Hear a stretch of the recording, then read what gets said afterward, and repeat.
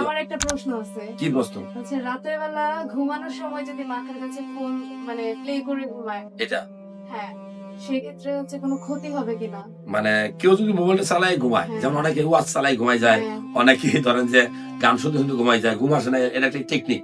জি। আমি বলি যারা ভিডিও দেখছেন, এই ফোনটা হচ্ছে একটা, আমি বলবো যে গজবের কারখানা খারাপ ভাবে ব্যবহার করলে, আবার নিয়ামতের রহমতের একটা কারখানা যদি আপনি ভালোভাবে ব্যবহার করেন।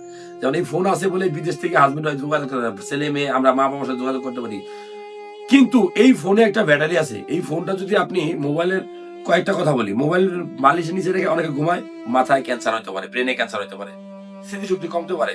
যদি আপনি অতিরিক্ত মোবাইলের পাশে রেখে চালায় ঘুমান, তাহলে আপনার এই শব্দ আপনার বরঞ্চ ঘুম নষ্ট হইতে পারে।